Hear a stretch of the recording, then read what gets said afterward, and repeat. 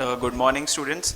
सो आज हम हमारा एक नया सब्जेक्ट चालू करने वाले हैं सीए इंटर मई 24 के लिए। वो है आपका पेपर 5 ऑडिटिंग एंड एथिक्स।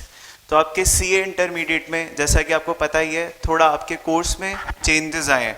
मैं आपको एक बार कोर्स का डिटेल में बता देता हूँ क्या चेंजेस हैं।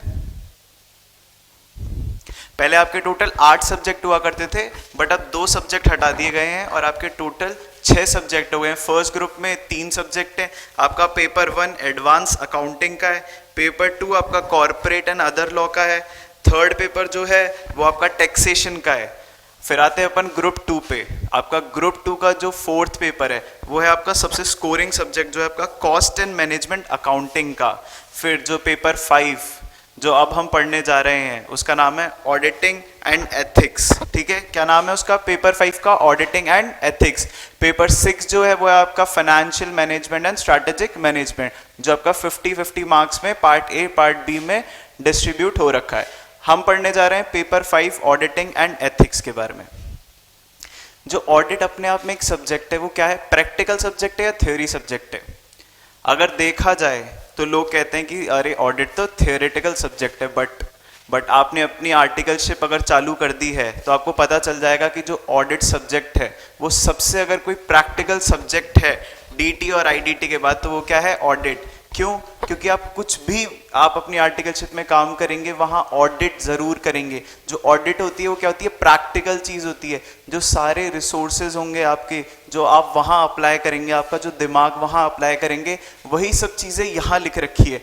तो एक चीज, एक तरह से ये क्या हो रखा है, आपने जो प्रैक्टिकली किया हुआ है आपको वो पढ़ना है। तो ये क्या है? एक प्रैक्टिकल नॉलेज ही है आपकी। ठीक है, और एक चीज ध्यान रखिएगा, हम जो है डिटेल में पढ़ेंगे। बुक में जो भी लाइन लिखी है एक एक लाइन पढ़ेंगे, डिटेल में पढ़ेंगे। क्यों?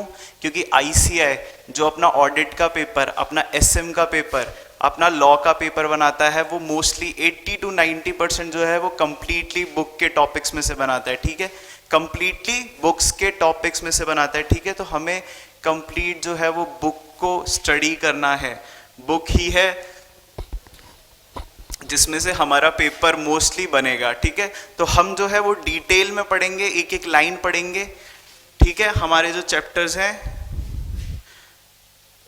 हमारा फर्स्ट चैप्टर। ठीक है, अब देखिए मैं आपको ज़्यादा इसमें है ना डिटेल में चीज़ें बताऊंगा। ठीक है, ज़्यादा डिटेल में बताऊंगा। क्यों कह रहा हूं मैं? क्यों? क्योंकि आपके आगे के प्रैक्टिकल नॉलेज, प्रैक्टिकल लाइफ में भी काम आएगा। मैं आपके साथ ज़्यादा हंसी मजाक नहीं करने वाला, यहाँ पॉइंट टू पॉइंट चीज़ें पढ़ाऊंगा। मैं डायरेक्ट टॉपिक स्टार्ट कर रहा हूँ। ऐसा नहीं कि मैं 1 घंटे तक आपका टाइम वेस्ट करूँ। क्यों? क्योंकि एक जो सीए का इंटर का आदमी है ना, उसके लिए सबसे ज़्यादा इंपॉर्टेंट है उसका टाइम। क्यों है इंपॉर्टेंट उसके लिए उसका टाइम?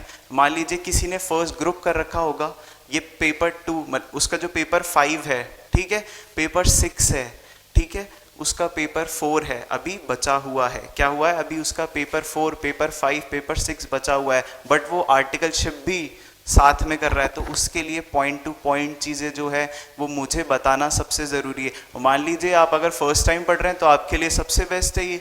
क्यों? क्योंकि चीज़ें जो हैं आपको प्रैक्टिकल, जो भी पढ़ाई से रिलेटेड चीज़ें हैं उसमें मैं चाहे 1 घंटे की जगह 2 घंटा लगाऊंगा, बट आपको डिटेल में पढ़ाऊंगा। ठीक है, ठीक है, हम स्टार्ट करते हैं हमारा chapter 1, nature, objective and scope of audit.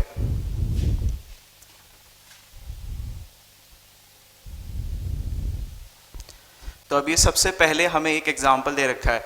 तो इसमें क्या बताया गया है? क्या बताया गया है? जो रिस्पॉन्सिबिलिटीज हैं ऑडिटर्स की, क्या बताया गया है? Responsibilities of auditors.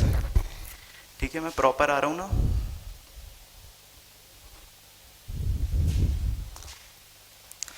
Samir, a young CA aspirant, takes interest in events happening around him. Business and financial dealings of corporate world interest him very much.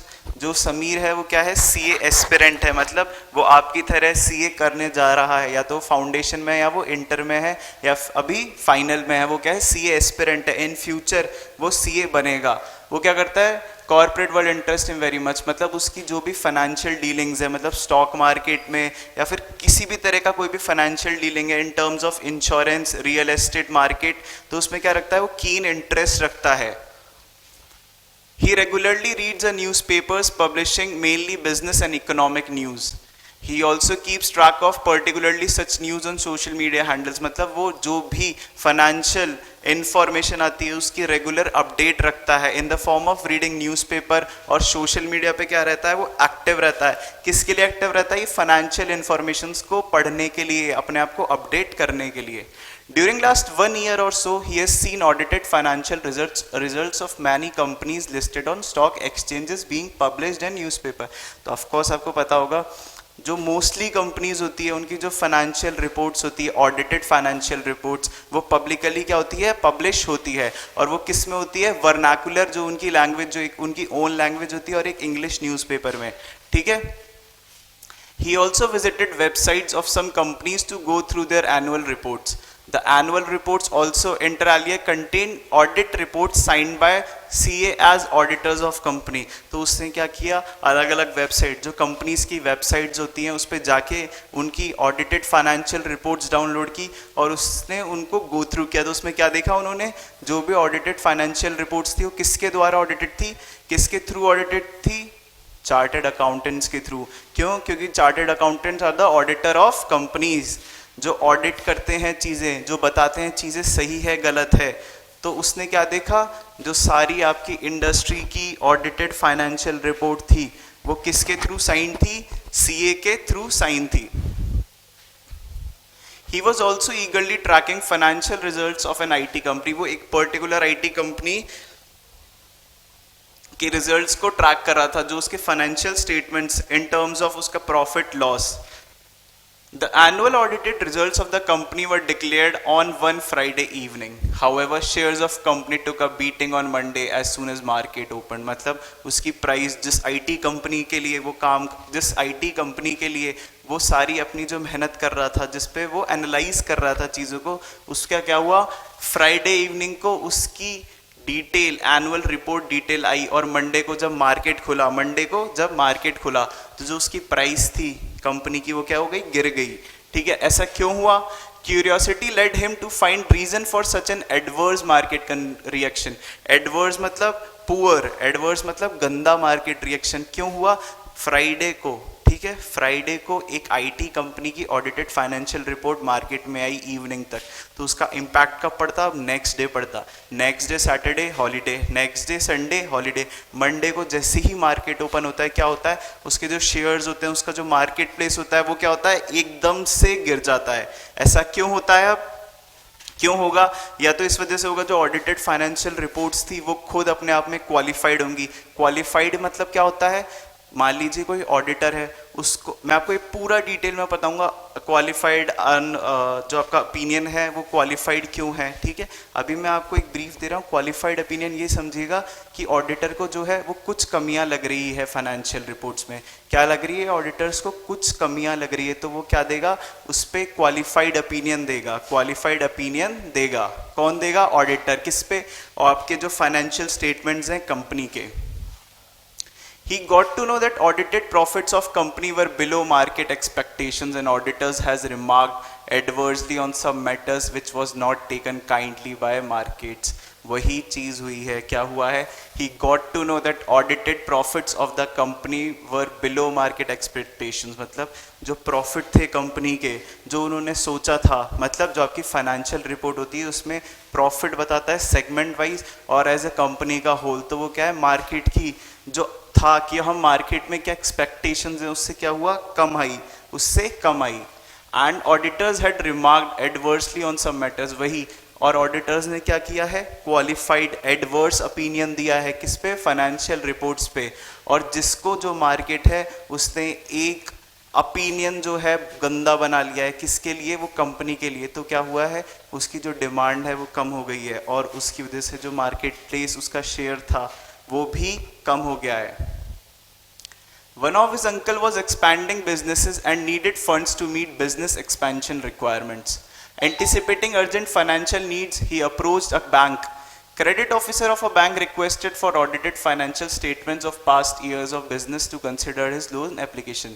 तो उनके एक अंकल थे जिसको क्या था, फंड रिक्वायरमेंट था। Fund requirement in terms of उनको अपना बिजनेस एक्सपैंड करना है या फिर कोई अपना बिजनेस लॉन्च करना है। तो उन्होंने क्या किया, एक बैंक को अप्रोच किया, किसके लिए, लोन के लिए। उनके जो अंकल थे समीर के जो अंकल थे उन्होंने बैंक को अप्रोच किया फॉर लोन। तो बैंक का जो क्रेडिट ऑफिसर था उसने क्या बोला कि मुझे सर ऑडिटेड फाइनेंशियल रिपोर्ट चाहिए आपके पास्ट ईयर की, मतलब आपका बिजनेस जो है जिसके ऊपर हम लोन प्रोवाइड करेंगे उसकी मुझे क्या चाहिए, ऑडिटेड फाइनेंशियल रिपोर्ट चाहिए। अब वो क्यों चाहिए होगी वो मैं आपको पूरा कंप्लीटली बताऊंगा इन फ्यूचर, आपके इसी पैराग्राफ में मतलब इसी आपको चैप्टर में आगे मिल जाएगा कि हमें जो है ऑडिटेड फाइनेंशियल रिपोर्ट्स की क्यों रिक्वायरमेंट होती है, मतलब मैं आपको इंपॉर्टेंस बताऊंगा ऑडिटेड फाइनेंशियल रिपोर्ट की।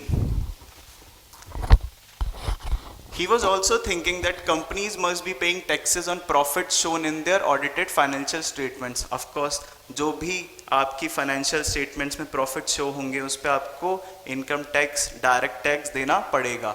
A few months back, he was reading a news report pointing out substantial increase in direct tax collections of government as highlighted in union budget. तो उसने क्या पढ़ी एक बात,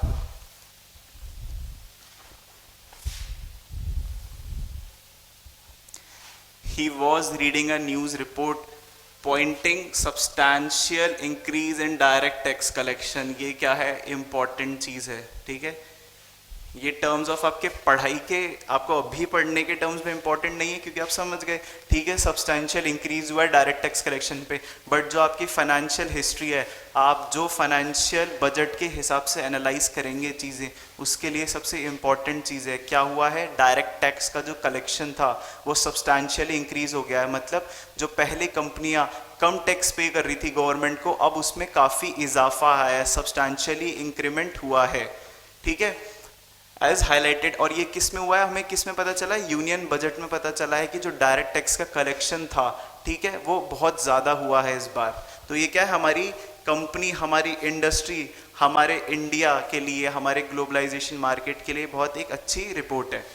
Higher taxes paid by companies on basis of audited results may have been a significant contributing factor of such increase in direct tax collection, ठीक है। तो अब पूछा जाए आपसे कि भाई इतना ज़्यादा एकदम से इजाफा कैसे हो गया डायरेक्ट टैक्स कलेक्शन में, तो एक आंसर क्या है उसका कि जो ऑडिटेड फाइनेंशियल आपकी रिपोर्ट है उसके ऊपर प्रॉफिट जो हुआ है उस पे हमने डायरेक्ट टैक्स पे किया है। तो इस बार जो पहले की बातें, तो उस साल जब सरकार नहीं बनी थी तो क्या हुआ था, जो ऑडिटेड फाइनेंशियल जो मैटर्स थे उनकी डिटेल में गवर्नमेंट ने जानकारी हासिल की थी। उससे क्या हुआ था, जो सारी कंपनीज थी उन्होंने अपने जितने भी फाइनेंशियल रिपोर्ट्स थे पास्ट के जो अभी प्रेजेंट के हैं वो ऑडिट करवाने रेगुलरली चालू कर दिए, जिसकी वजह से अगर आप ऑडिट करवा रहे हो तो आप गवर्नमेंट की नज़र में पड़ेंगे, और अगर आप ऑडिट कोई चीज़ करवा रहे हैं तो आपको प्रॉफिट या लॉस दो चीज़ें होंगी। तो एक जिस कंपनी को प्रॉफिट होगा उसको जो गवर्नमेंट की नज़रों में आ चुकी है उससे डायरेक्ट टैक्स पे करना ज़रूरी है, उसे डायरेक्ट टैक्स पे करना कंपलसरी है। जैसे हम इंडिविजुअल को होता है, अगर मेरी सैलरी मान लीजिए, अगर मेरी ईयरली इनकम 10 लाख से 5 लाख से ऊपर है सपोज, तो मुझे इनकम टैक्स पे करना ज़रूरी होगा, ठीक है। He thought in his mind, he was wondering upon enormous responsibility of auditors in this regard. तो इसने क्या सोचा, क्या क्या रिस्पॉन्सिबिलिटी होती है किसकी, ऑडिटर्स की। He kept on pondering over significant role of auditors in economy and nation building. मतलब जो ऑडिटर्स के सिग्निफिकेंट रोल है किसमें, आपकी इकोनॉमी को बूस्ट करने में, मार्केट को ग्लोबलाइज करने में, वो क्या क्या रोल हो सकते हैं, ठीक है। तो आपका जी चैप्टर है introduction. What do such real life situation highlight? Such instances underline importance of auditing in today's complex business environment. तो इससे क्या पता चलता है, हमें पता चलता है इम्पोर्टेंस ऑफ ऑडिटिंग। मतलब अगर वो ऑडिट नहीं होती फाइनेंशियल रिपोर्ट्स तो जो डायरेक्ट टैक्स था वो किन्हीं कंपनी पे लगता, उससे क्या होता, जो कलेक्शन होता वो कम होता, तो गवर्नमेंट के पास जो पैसा आता वो कम आता, फिर उससे क्या होता, जो इन्वेस्टमेंट गवर्नमेंट कर रही है, investment in terms of infrastructure वो कम होता, जिससे इन्फ्लेशन बढ़ता, जिससे क्या होता, इन्फ्लेशन बढ़ता। तो ये इनडायरेक्टली क्या करता, हम सबको इम्पैक्ट करता, ठीक है। बट अब क्योंकि ऑडिटेड फाइनेंशियल रिपोर्ट्स थी, किस वजह से, ऑडिटर्स की वजह से, तो अब क्या होगा, उनके पास पैसा ज़्यादा इकट्ठा हो रहा है तो वो इन्वेस्टमेंट भी ज़्यादा अच्छे से कर पाएंगे। Be it investors desirous of investing their money in companies, shareholders anxious to know financial position of companies they have invested in. वही चीज़ें बताइए, शेयर होल्डर्स जो आपकी कंपनी, ठीक है, एक कंपनी प्राइवेट होती है, एक कंपनी पब्लिक होती है। जो प्राइवेट होती है उसके स्टेक होल्डर्स कौन होंगे? उसके प्रमोटर्स खुद होंगे। जो आपकी पब्लिक कंपनी होगी उसके जो स्टेक होल्डर्स होते हैं वो कौन होते हैं? पब्लिक खुद होती है, पब्लिक खुद होती है। तो सबको क्या है? सबको पोजीशंस जानना जरूरी है। किसकी? उसकी खुद की इंडस्ट्री, उसकी खुद की ऑर्गेनाइजेशन की जिसमें उसने इन्वेस्ट किया है पैसा, ठीक है। Banks or financial institution willing to lend funds to credit worthy organizations। जो बड़ी बड़ी बैंक्स हैं वो क्या करेंगी? जो बड़ी बड़ी क्रेडिट वर्दी, मतलब जो लोन चुका सकती है, जिनका सिबिल अच्छा है, इन टर्म्स ऑफ इंडिविजुअल बता रहा हूँ सिबिल, वैसे ही कंपनियों के लिए होता है, तो उसको क्या कहेंगे अपन? Credit worthiness. वो जिनका अच्छा है उनको जो ऑर्गेनाइजेशन, जो फाइनेंशियल इंस्टीट्यूशंस हैं वो लोन इजीली प्रोवाइड करेंगे। Government desirous of collecting taxes from trade and industries in accordance with applicable laws। मतलब जो आपकी एक्सटर्नल एनवायरनमेंट के गवर्नमेंट कलेक्शन होगा, मतलब एक्सटर्नल एनवायरनमेंट इम्पैक्ट करेगा किसको? आपके डायरेक्ट टैक्स कलेक्शन को।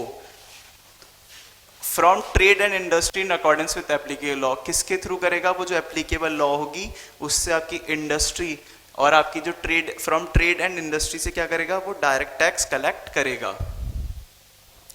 Trade unions negotiating with corporate management for better wages or insurance companies wanting to settle property claims caused by fire or other disasters। वही चीज़ है, आपकी जो यूनियन बनी होगी, आपकी जो ह्यूमन, मतलब आपके जो लेबर्स होगी उनकी यूनियन बनी होगी, वो क्या डिमांड करेंगे? वो बेटर वेज डिमांड करेंगे, बेटर इंफ्रास्ट्रक्चर डिमांड करेंगे कंपनी में, और उनके बच्चे और उनकी फैमिली के लिए कोई भी आप कॉरपोरेट सोशल रिस्पॉन्सिबिलिटी प्रोवाइड कर रहे हैं, मतलब कोई भी अदर जो है नॉन मॉनेटरी चीज़ उन्हें प्रोवाइड करवा रहे हैं, तो वो क्या करेंगे? इसके लिए अपील करेंगे, वो डिज़ायर रखेंगे कि उन्हें आपकी ऑर्गेनाइजेशन वो चीज़ें प्रोवाइड करे। सेम टर्म्स में इंश्योरेंस कंपनी क्या करेगी? कोई भी जो क्लेम पेंडिंग है, मतलब कोई भी क्लेम जो आपकी नोट्स में आ रहा है, ठीक है, कोई भी क्लेम जो आपके अदर बैलेंस शीट आइटम्स में आ रहा है, उसको क्या करेगी? राइट ऑफ करने की कोशिश करेगी। कैसे? caused by fire disaster range of diverse users in equally diverse fields rely upon audited। तो वो क्या करेगी? उन सब चीज़ों को सेटल करेगी। क्यों करेगी? क्योंकि सबको अपनी जो रिपोर्ट होती है उसको सबमिट करना होता है, सबको अपने जो मैटर्स होते हैं वो कम्प्लीटली या तो क्लोज करने होते हैं या फिर उनका रेगुलरली जो है वो चलने देना होता है। तो यहाँ क्या हो रहा है? यहाँ प्रॉब्लम आ रही है। क्लेम में क्या होता है? आप ना तो पैसा देते हैं ना किसी से पैसा लेते हैं, वो एक पर्टिकुलर जगह पे रुक जाता है। तो सामने जो इंस्टीट्यूशन होगा उसको भी क्या करना है? अपने अकाउंट्स क्लोज करने हैं, तो वो क्या करते हैं? प्रॉपर सेटलमेंट कर लेते हैं, जिनसे उन्हें भी नुकसान नहीं होगा और जिससे वो सेटलमेंट कर रहे हैं उसका भी नुकसान नहीं होगा। Can you figure out reason behind such reliance? It is due to the fact that audited financial statements provide confidence to users of financial statements। ऐसा क्यों होता है? क्यों? क्योंकि जो users of financial statements होते हैं, users कौन हो सकते हैं? users कोई भी हो सकता है खुद कंपनी के अलावा, consumer, stakeholders, government, tax authority, आपके पॉलिटिकल लीगल जो भी फैक्टर्स होते हैं, उन सब, वो सब क्या है? फाइनेंशियल स्टेटमेंट्स के यूजर्स हैं। Audited financial statements provide assurance to users who may take their decisions on the basis of such audited financial statements। Audited financial statements provide assurance to users। तो audited financial statements क्या provide करता है? Assurance। क्या provide करता है? Assurance। Please इसे mark कर दीजिए, ठीक है। Audited financial statements provide assurance। Audited financial statements provide assurance to users. वो क्या करता है? एक तरह का अश्योरेंस प्रोवाइड करता है, मतलब रिलायबिलिटी प्रोवाइड करवाता है। किसको? यूजर्स को। अश्योरेंस क्या होता है? अश्योरेंस दो टाइप के होता है। एक होता है आपका एब्सोल्यूट अश्योरेंस,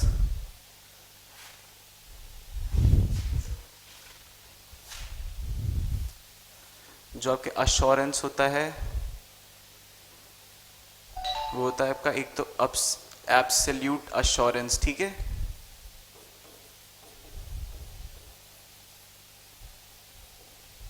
एक होता है आपका रीजनेबल अश्योरेंस,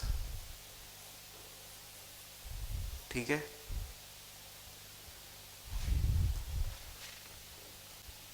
मैं आपको इसमें पढ़ाऊंगा एक बार फाइनेंशियल में।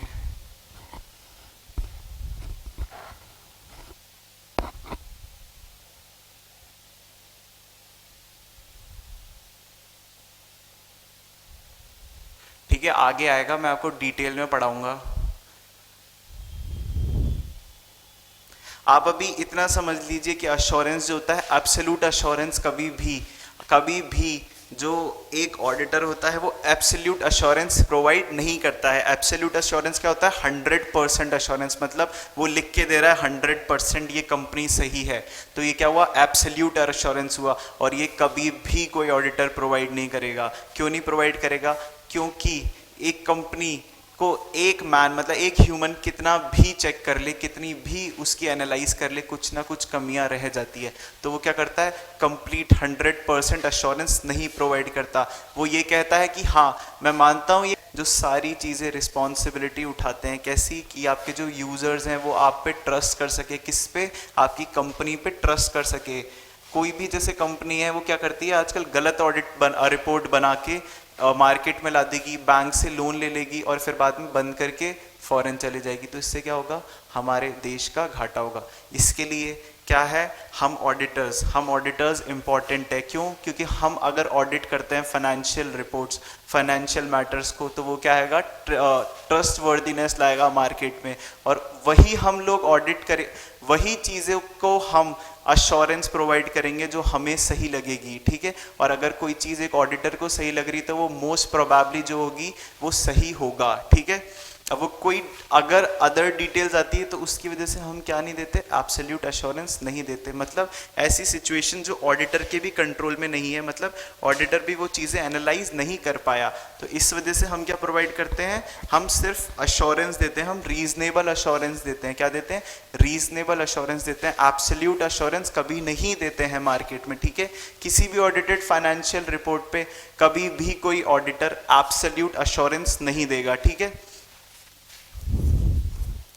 here comes a vital question: what does we mean by auditing? What is its nature and scope? What it includes and what it does not? What are its limitation? तो ये सब चीज़ें हम डिटेल में पढ़ेंगे। Importance, limitation, auditor क्या होता है, ऑडिटिंग क्या होती है, वो क्या चीज़ें इन्वॉल्व करती है, क्या चीज़ें एक्सक्लूड करती है, ओरिजिन ऑफ ऑडिटिंग।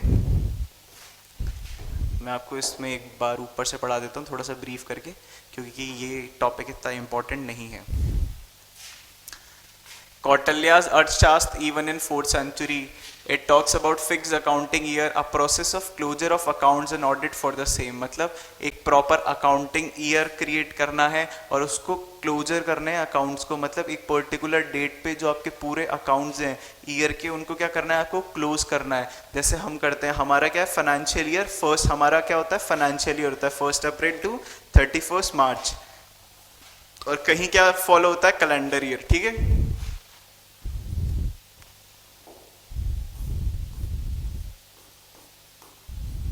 ठीक है, ये इसलिए नहीं पढ़ा रहा हूँ मैं क्योंकि एकदम इम्पॉर्टेंट नहीं है। ये आ सकता है ज़रूर आपके एमसीक्यू, जैसे आपके 30 नंबर का एमसीक्यू आता है। ठीक है, तो उसमें ये चीज़ पूछी जा सकती है कि the reference, what is the reference to auditing?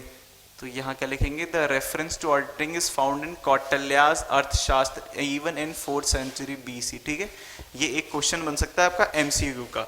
आप मार्क कर लो, अभी बुक में हाईलाइटर लेके साथ के साथ मार्क करो, यहाँ लिख दो MCQ। ठीक है, और फिर क्या लिखना है? आपको एक अलग कॉपी क्रिएट करनी है। ठीक है, एक अलग कॉपी बनानी है। ठीक है, उसमें आप क्या लिखोगे? आपको खुद को, कभी मान लीजिए मैं नहीं लिख पाऊँ, आपको खुद को लग रहा है कि ये इंपॉर्टेंट, एक वन वर्ड जो चीज़ है वो इंपॉर्टेंट है। ठीक है, तो आपको क्या करना है? वो चीज़ हाईलाइट करनी है। ठीक है, वो चीज़ हाईलाइट करनी है। कैसे आप हाईलाइट करेंगे? ठीक है, अब हाईलाइट करने के बाद यहाँ साइड में लिख दो MCQ। 2 कलर के हाइलाइटर लो। ठीक है, MCQ के लिए अलग हाइलाइटर लो। अब ठीक है, अपन ने MCQ कर दिया। अब ये पेज कौन सा है? अब जो कॉपी है उसमें क्या लिखोगे आप? पेज 1.4। तो क्या लिखना है आपको? आपको अपनी कॉपी में, ठीक है, आपको अपनी कॉपी में MCQ में क्या लिखना है?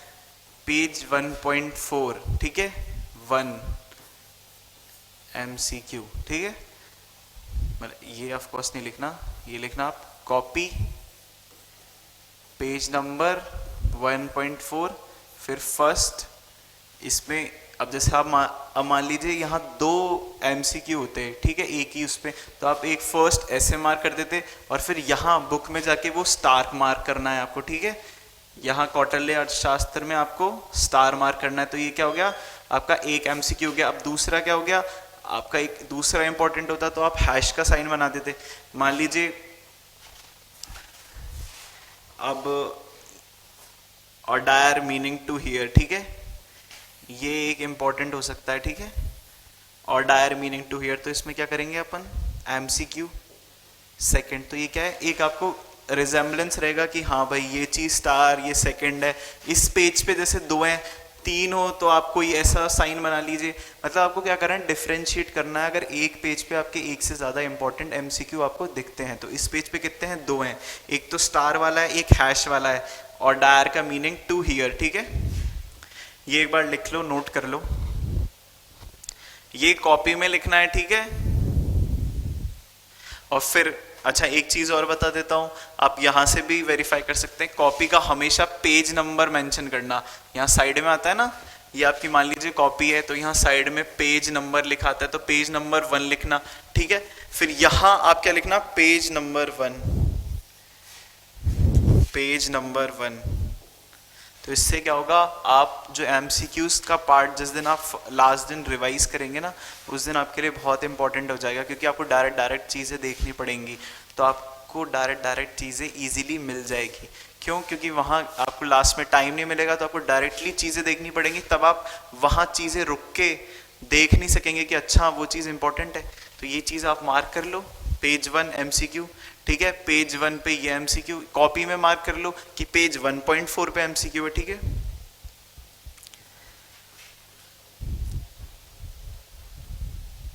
Meaning and nature of auditing, अब आपसे पूछा जाएगा meaning and nature of auditing. क्या पूछा जाएगा, डिफाइन ऑडिटिंग। क्या पूछा जाएगा, डिफाइन ऑडिटिंग। तो आप क्या लिखेंगे, an audit is an independent examination of financial information, ठीक है।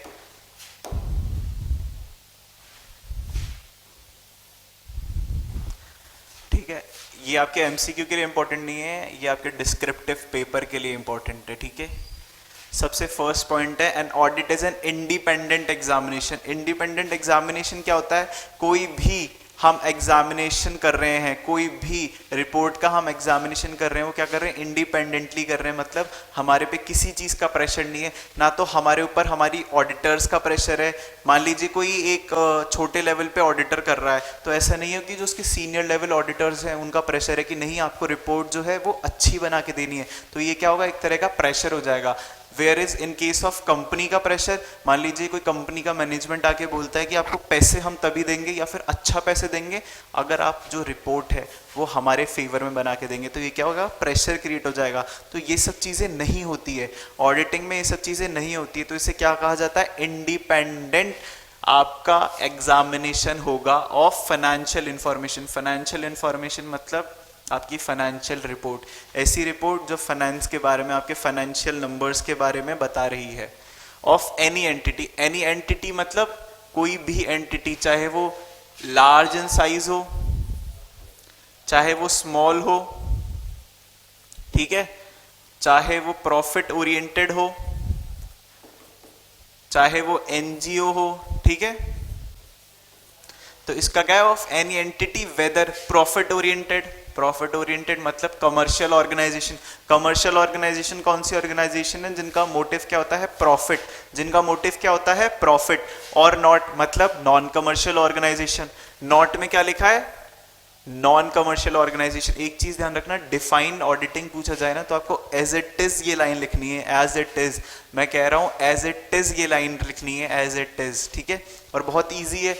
एन ऑडिट क्या है, अब आपसे पूछा जाए डिफाइन ऑडिटिंग, तो आप क्या बोलोगे, an audit is an independent examination of financial information of any entity, ठीक है। An audit is an independent an independent examination of financial information of any entity whether। अब आपको याद आ गया हमने किया of any entity, तो हमें क्या लिखना है, उस entity कौन कौन सी ऐसी entity है, तो उसमें क्या whether profit oriented or not, ठीक है। तो इसमें क्या लिखा है whether profit oriented or not। फिर क्या आता है and irrespective of its size and legal form। हाँ, and irrespective of its size, irrespective of its size मतलब लार्ज है स्मॉल है वो चीज, और लीगल फॉर्म मतलब वो सेक्शन 8 कंपनी है, वो एनपीसी आपकी वो निधि कंपनी है, कुछ भी लीगल फॉर्म मतलब कोई भी कंपनी किसी भी एक्ट के अंडर रजिस्टर है, ठीक है। when such an examination is conducted with a view to expressing an opinion thereon, तो उस वो जो एग्जामिन कर रहे हैं वो क्यों कर रहे हैं, एक व्यू के लिए। क्या व्यू के लिए, कि हमें एक ओपिनियन एक्सप्रेस करना है, मतलब हमें वो ऑडिटेड रिपोर्ट, हमें वो रिपोर्ट पे एक हमारा ओपिनियन देना है। किसके लिए देना है, यूजर्स के लिए, users of financial information, users of financial report के लिए आप एज एन ऑडिटर को क्या करना है, एक्सप्रेस करना है अपना ओपिनियन। अब वो ओपिनियन क्या हो सकता है, कुछ भी हो सकता है, एडवर्स हो सकता है, अनक्वालिफाइड हो सकता है, मॉडिफाइड हो सकता है, ये सब हम डिटेल में पढ़ेंगे, अनक्वालिफाइड, मॉडिफाइड, ठीक है, एडवर्स ओपिनियन, ठीक है। ये इंपॉर्टेंट है, ये अगर आप ऑडिट पढ़ने जा रहे हैं ना तो ये चीज जो है वो ब्रह्मास्त्र एक तरह से, ठीक है। क्यों, क्योंकि यहाँ आपका इंपॉर्टेंट क्वेश्चन बनेगा ही बनेगा, ठीक है, बनेगा ही बनेगा। मतलब आप कुछ भी लिखेंगे ऑडिट के आंसर में तो उसकी स्टार्टिंग आप इससे कर सकते हैं। और अगर आपने इससे स्टार्टिंग कर दी और आपने अगर ये पूरी लाइन एज इट इज लिख दी तो क्या होगा, एक इंप्रेशन पड़ेगा आपके चेकर पे, वो क्या करेगा, आपको लीनियंट, आपके साथ थोड़ा सा लीनियंट हो सकता है कि हाँ भाई इसने जो इनिशियली स्टार्ट किया है वो अच्छे से किया है चीज़ों को, ठीक है। तो हम दोबारा पढ़ेंगे एक बार, what is define audit, what is नहीं, क्या पूछा जाएगा आपसे, डिफाइन ऑडिटिंग। अगर व्हाट इज ऑडिटिंग पूछा जाए तो आप अपने मन से थोड़ा सा तब भी बता सकते हैं। अगर आपसे डिफाइन ऑडिटिंग पूछा जाए तो आपको एज इट इज बताना है। क्या बताना है एज इट इज आपको, an audit is an independent examination. क्या है ऑडिट, क्या है, independent examination of financial information. An audit is an independent An audit is an independent examination of financial information of an entity, whether profit oriented or not, हमने पढ़ा था of any entity, ठीक है। अब उसके बाद हमने पढ़ा था क्या, any entity मतलब वो profit oriented हो या ना हो, ठीक है। whether its size and irrespective of its size मतलब वो चाहे साइज उसकी बड़ी हो चाहे छोटी हो, लीगल फॉर्म किसी भी कंपनी के अंडर रजिस्टर हो। और हम ऐसा क्यों करते हैं, to express an opinion thereon, क्यों करते हैं, when such an examination is conducted, मतलब ये जो एग्जामिनेशन कंडक्ट होता है ये क्यों होता है, एक ओपिनियन एक्सप्रेस करने के लिए, ठीक है। एक बार देख लो आप, अभी याद कर लो बेस्ट रहेगा, ठीक है।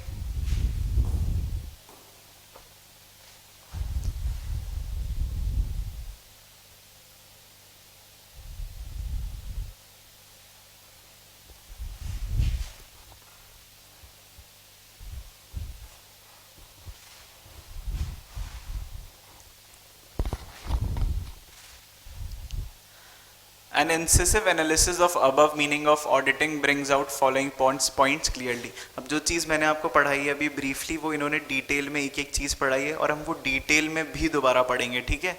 Audit is an independent examination of financial information, जो मैंने आपको चीज़ मार्क करवाई थी वही चीज़ सेम आ गई है।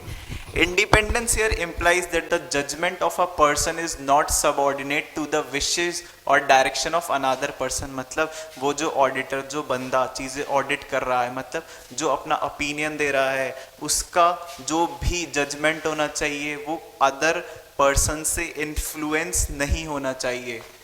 Is not subordinate to the wishes मतलब वो सबॉर्डिनेट नहीं होना चाहिए, वो आपको प्रेशर नहीं फील होना चाहिए कि हमें ये जो ऑडिट, ये जो फाइनेंशियल रिपोर्ट्स है उसको अच्छा ही बनाना है। तो ये क्या होगा, एक तरह इसका प्रेशर क्रिएट हो जाएगा। The auditor should be independent of entity whose financial statements are subject to audit so that he can form an opinion without being affected by any influence. मतलब वो जिस entity में काम कर रहा है, independent entity, the auditor should be independent of entity whose financial statements, मतलब जिस फाइनेंशियल स्टेटमेंट्स की वो ऑडिट कर रहा है. मान लीजिए आज हम रतन टाटा सर की कंपनी टाटा ग्रुप की ऑडिट कर रहे हैं, ठीक है. टाटा ग्रुप की अगर ऑडिट कर रहे हैं तो उसमें इंडिपेंडेंट ऑडिटर कौन होगा? जो उस टाइम ऑडिट करेगा उसे क्या कहलाएंगे? इंडिपेंडेंट ऑडिटर, ठीक है. Whose financial statements are audited, ये किसके फाइनेंशियल स्टेटमेंट्स ऑडिट होंगे? वो कंपनी के, मतलब टाटा के, ठीक है. Are subject to audit so that he can form an opinion without being affected.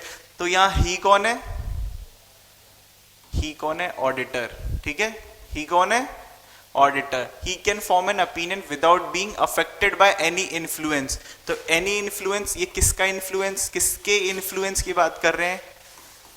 Tata की कंपनी के इन्फ्लुएंस के बारे में.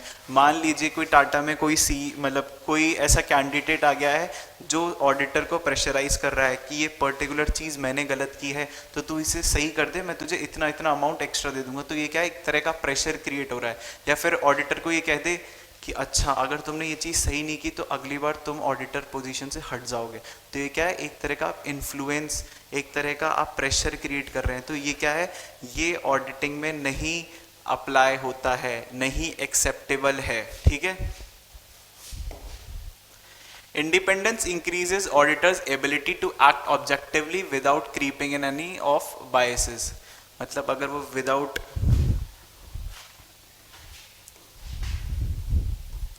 Independence increases auditors' ability to act objectively without creeping in of any biases. मतलब अगर जो ऑडिटर है वो इंडिपेंडेंट है तो जो उसकी ऑब्जेक्टिविटी, मतलब जो उसका ईमानदारी होगी इन टर्म्स ऑफ, ये क्या क्या क्या कहा गया है? ईमानदारी, वो सही रहेगी, वो अच्छी रहेगी, बेस्ट रहेगी. क्यों? क्योंकि अगर उससे कोई प्रेशर नहीं होगा कि भाई मुझे काम जो है वो जल्दी करना है या फिर काम जो है अच्छा करना है, अच्छा इन द सेंस मुझे उनकी कंपनी को अच्छा बताना है, तो उसका क्या, एक पीयर प्रेशर नहीं रहेगा जिसकी वजह से वो अपना काम जो है वो ऑब्जेक्टिवली, मतलब ईमानदारी से कर पाएगा, ठीक है. तो उसके लिए और जो ऑर्गेनाइजेशन है और जो यूजर्स हैं उन तीनों के लिए क्या है? ये बेस्ट चीज़ है. क्या? Independent examination of financial information of any entity weather profit oriented or not. Consider for example a person who requests his brother, a CA, to audit accounts of his proprietary concern and issue a report. तो ये क्या है? ये आपकी allow नहीं होता है, मतलब आप अपने रिलेटिव के बिजनेस को ऑडिट नहीं कर सकते हैं, ठीक है. Can CA audit accounts of concern in which his brother is sole proprietor. क्या वो ऑडिट कर सकता है? एक CA जो है अपने भाई के जिसमें वो प्रोप्राइटर है, ठीक है, वो ऑडिट कर सकता है? तो answer is no. No, he cannot. It is due to the fact that there would be no independence in such a case due to relationship by birth between CA and his brother. मतलब उनका क्या है? वो एक तरह से relative हो गया. ऑफ कोर्स वो रिलेटिव हैं तो क्या है? वो जो है वो ऑडिट नहीं कर सकता. कौन नहीं कर सकता? जो CA है. He would be subject to influence from his brother. वो ऑफ कोर्स क्यों नहीं कर सकता? क्यों? क्योंकि मान लीजिए कोई गलती हुई तो वो क्या सोचेगा कि अच्छा मेरा भाई है. ये वैसे ऑडिटर नहीं सोचेगा. क्यों? क्योंकि ऑडिटर को बताया जाता है मॉरल वैल्यूज़. आप जब फाइनल में आ जाएंगे तब आपको जो मॉरल वैल्यूज़ हैं वो सिखाई जाएंगी. तो इसमें जो भी आपके रिलेटिव्स होते हैं उसकी आप जो ऑडिट है वो नहीं करते. क्यों? क्योंकि आप बाय चांस नहीं भी करना चाहते, ठीक है. आप नहीं सोचेंगे कि मैं करूँगा भाई, मैं अच्छा, अगर बाय चांस कोई बुरा है मेरी रिलेटिव में और मैं उसकी इंडस्ट्री, उसकी ऑर्गेनाइजेशन का मैं ऑडिट कर रहा हूँ, तो अगर वो चीज़ गलत है तो मैं गलत ही लिखूंगा. ये क्या एक ऑडिटर की सोच है. But as a whole complete auditor क्या है? कभी कभार तो वो इन्फ्लुएंस हो ही सकता है. कभी बाय चांस एक छोटी सी सोचेगा कि अरे ये तो छोटी सी गलती है, इसको मैं नज़रअंदाज कर देता हूँ. बट ICAI जो है वो ये चीज़ें नहीं मानता. वो ये मानता है कि छोटी से छोटी गलती भी आगे जाके यूज़र्स के लिए एक बहुत बड़ा लॉस क्रिएट कर सकती है. तो इस वजह से उसने क्या कहा है कि आप रिलेटिव में आप ऑडिट नहीं कर सकते. आपके जो रिलेटिव है, क्लोज रिलेटिव हैं, उनमें आप ऑडिट नहीं कर सकते हैं. Audit of financial report, auditing of financial information आपके रिलेटिव्स के ऑर्गेनाइजेशन में आप जो सीए हैं वो नहीं कर सकते। The entity whose financial information is examined need not necessarily be profit oriented। अच्छा, ये सेकंड आपका आ गया पार्ट, ये वाला part, whether profit oriented or not। Need not necessarily be profit oriented like in case of a business, it can be a non-profit organization like an NGO or a charitable trust। मतलब वो non commercial organisation भी हो सकती है। कौन? जिसकी हम audit कर रहे हैं, जिसके फाइनेंशियल रिपोर्ट, जिसकी फाइनेंशियल इंफॉर्मेशन हम एग्जामिन कर रहे हैं। Audit can be undertaken in respect of any organization, be it a small, medium or large। तो हम किसी भी ऑर्गेनाइजेशन की ऑडिट कर सकते हैं, चाहे वो लार्ज हो, चाहे वो मीडियम हो, चाहे वो स्मॉल हो। Further, it can be conducted for any entity irrespective of its legal structure। That is, such an entity may be a proprietary concern, a partnership, LLP, private, public, a society और a trust। मतलब वो कोई भी company के under register हो सकती है, किसी भी, या तो किसी इंडिविजुअल के पे होगी, या कोई प्रोपराइटरी फर्म होगा, या पार्टनरशिप फर्म होगा, या फिर आपकी एलएलपी होगी। एलएलपी होती है लिमिटेड लायबिलिटी पार्टनरशिप फर्म, या फिर आपकी कोई ट्रस्ट होगा, कोई सोसाइटी होगी। ठीक है। The purpose of audit is to express an opinion on the financial statements. तो इसका जो अटमोस्ट इम्पॉर्टेंट ऑब्जेक्टिव होता है वो क्या होता है? To express an opinion on the financial statements. क्या होता है? The purpose of audit is to express an opinion on the financial statements. ठीक है। अब एक बार हमने यहां तक पढ़ लिया है, ठीक है। अब एक बार हम डेफिनेशन डिस्कस कर लेते हैं प्लीज, एक बार, क्योंकि ये सबसे इंपॉर्टेंट है। तो मेरे साथ बोलिए, an audit is an independent examination of financial information. An audit is an independent examination of financial information of any entity weather profit oriented or not. मतलब प्रॉफिट ओरिएंटेड है या नहीं है, कमर्शियल ऑर्गेनाइजेशन है या नहीं है। ठीक है। Whether profit oriented or not, and irrespective of its legal size, irrespective of its size और legal form. Irrespective of its size और लीगल फॉर्म मतलब वो साइज में बड़ी छोटी कैसी भी हो सकती है। लीगल फॉर्म मतलब वो कोई भी कंपनी के अंडर रजिस्टर हो सकती है, वो चाहे एलएलपी होगी, चाहे वो एलएलपी होगा, चाहे वो प्रोपराइटरशिप फॉर्म होगा, चाहे वो ट्रस्ट होगा।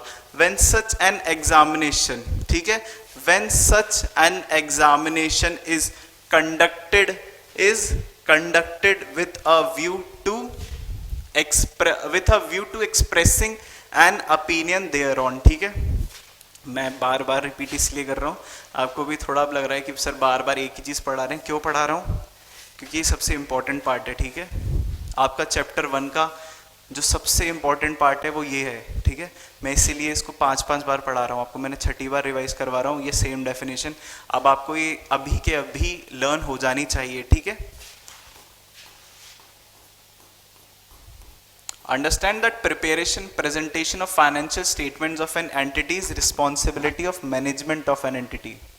अच्छा, ये responsibility of auditor नहीं होता, ध्यान रखना। Understanding that preparation and presentation of financial statements मतलब ऑडिटर के पास जो डेटा आएगा फाइनेंशियली वो प्रिपेयर करना, वो प्रेजेंट करना किसकी रिस्पॉन्सिबिलिटी होती है?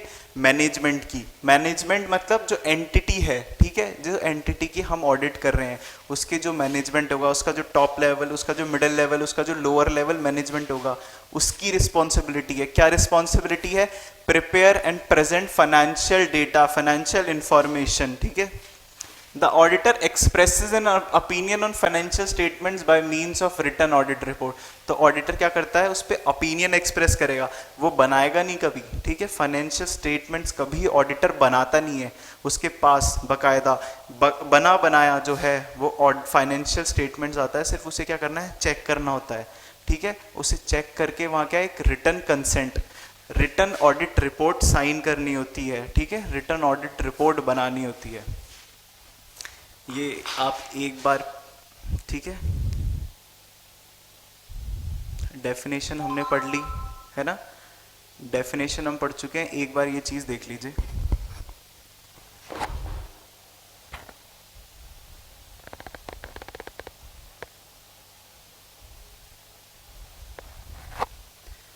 हेलो हेलो, एक बार थोड़ा, अगर किसी ने हेडफोन्स पहन रखे हैं ना तो प्लीज हटा लीजिए। ये क्या क्लास में दूसरी बार रिकॉर्ड कर रहा हूँ, क्योंकि ये पहली क्लास में मेरी आवाज़ नहीं आई थी, ठीक है। आप पढ़ लीजिए ये।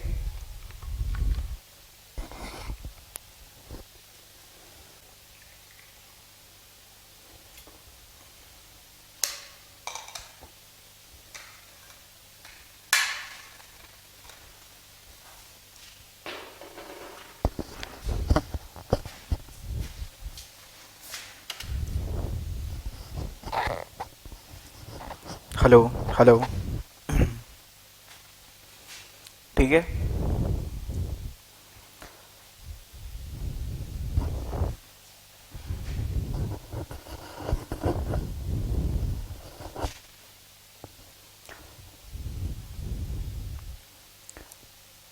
In doing so, he has to see that financial statements would not mislead anybody by ensuring that, मतलब जब ऑडिटर किसी फाइनेंशियल रिपोर्ट पे अपना ओपिनियन एक्सप्रेस करेगा या फिर एक रिटन ऑडिटेड रिपोर्ट बनाएगा, तो उसे क्या सबसे पहले ध्यान में रखना है कि वो किसी भी यूजर को मिसलीड नहीं करे, किसी भी यूजर को मिसलीड नहीं करे। अब वो कैसे, in doing so he has to see that financial statements would not mislead anybody by ensuring that, मतलब वो ये चीज, ये जो है 1 2 3 4 5 6 फैक्टर्स को ध्यान में रख के क्या इंश्योर कर सकता है कि कोई यूजर है वो उसकी रिलायबिलिटी उसके ऑडिटेड रिपोर्ट से जिसको लॉस नहीं हो पाए, किसको, जो यूजर्स हैं उन्हें। The accounts have been drawn up with reference to entries in the books of account, मतलब जो accounts बने हैं, जो अकाउंट्स क्रिएट हुए हैं, जो लेजर क्रिएट हुआ है, वो according to the general entries ही होना चाहिए। ऐसा नहीं कि जनरल एंट्रीज आपकी शाम की है और आपका लेजर जो बना हुआ है वो राम का बना हुआ है। The entries in the books of account are adequately supported by sufficient and appropriate evidence. सबसे इंपॉर्टेंट चीज, आप ऑडिटिंग में जाएंगे, आप क्या करेंगे, वेरिफिकेशन करेंगे, वाउचिंग करेंगे। वाउचिंग क्या होता है, जो जनरल एंट्रीज होती है बुक्स में उसको क्या करना है होता है, आपको एक चीज ध्यान रखिएगा, वाउचिंग आप ऑफ कोर्स करेंगे। आप जब आर्टिकलशिप, कुछ जने आ गए होंगे, कुछ जने करेंगे इन फ्यूचर, तो वाउचिंग सबसे फर्स्ट जो कंसेप्ट होता है आपका ऑडिट करते टाइम वो होता है वाउचिंग का। मतलब आपको जो जनरल एंट्रीज होती हैं, आपके पीसी में जनरल एंट्रीज दिखाएगा वो, ठीक है। आपको क्या करना है, डेट वाइज पहले फिल्टर मारना है, फिर आपको क्या करना है, जैसे मान लीजिए 1 अप्रैल से 30 अप्रैल तक जितनी भी एंट्रीज हैं उसमें अगर कोई एक अमाउंट है जो बड़ा है, जैसे मान लीजिए कोई अमाउंट 500 रुपीज से ज़्यादा का है, ठीक है, तो उसको क्या करना है, आपको फिल्टर करना है। फिर ऐसी चीज़ सोचनी है कि जो अलग से आई है जिसमें वाउचर लगेंगे। मान लीजिए कोई पेट्रोल किसी ने भरवाया 5000 का, मान लीजिए कोई अदर एक्सपेंसेस है, पेटी एक्सपेंसेस है, तो उसमें क्या लगेगा, उसमें सपोर्टिव एविडेंस लगेंगे, मतलब बिल चाहिए आपको एक तरह का वाउचिंग को वेरीफाई करने के लिए। Sufficient and appropriate evidence. None of the entries in the books of account has been omitted in the process of compilation. मतलब कोई भी एंट्री, ठीक है, वो ओमिट नहीं हुआ है, कोई भी एंट्री का ओमिशन नहीं हुआ है वाइल प्रोसेस ऑफ कंपाइलेशन के दौरान। मतलब जब हम पूरे जनरल एंट्रीज, पूरा हम जो लेजर्स बनाते हैं, अकाउंट्स क्रिएट करते हैं, उस टाइम पे कोई भी अकाउंट या कोई भी एंट्री हमसे ओमिट नहीं हुई है। इसका कैसे ध्यान रखना है, इसे मैनेजमेंट को ध्यान रखना है। कहाँ थे हम, the information conveyed by the statement is clear and unambiguous. मतलब जो इंफॉर्मेशन आपको प्रोवाइड हुई है, मतलब आपके पास जो इंफॉर्मेशन है वो क्या होनी चाहिए, क्लियर होनी चाहिए, कट एंड क्लियर होनी चाहिए।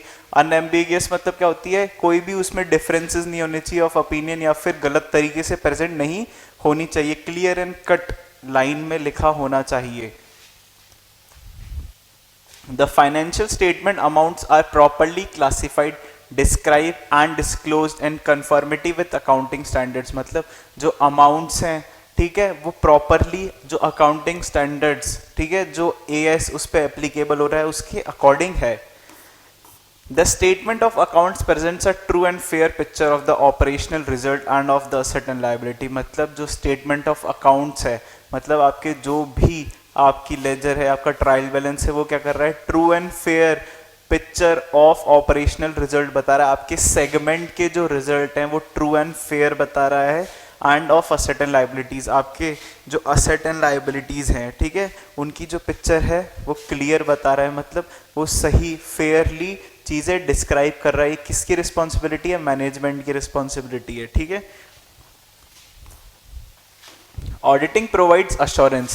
Its basic nature lies in providing assurance to users, providing confidence to users of financial statements. तो auditing जो होता है वो क्या प्रोवाइड करवाता है, assurance.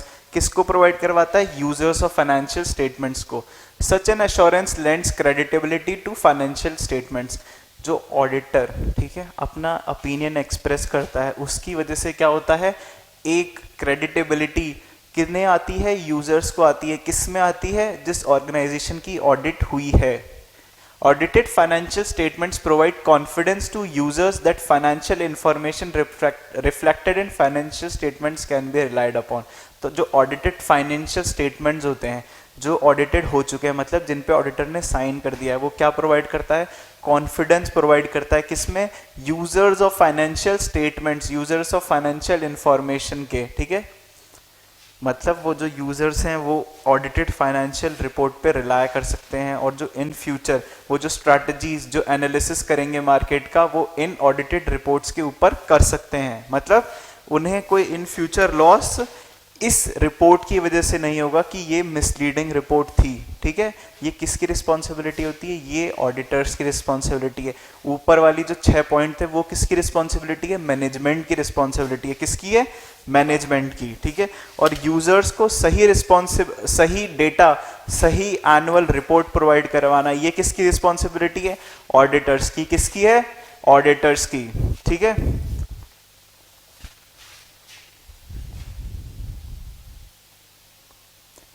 ठीक है, हम ये 4th वाला पॉइंट अभी 5 मिनट में दोबारा कंटिन्यू कर रहे हैं, तो आप ब्रेक ले लो 5 मिनट का, आप 10 मिनट 15 मिनट का ब्रेक ले लो, ठीक है, जिसमें 15 मिनट में आपको 10 मिनट यहाँ वापस देना है, ठीक है।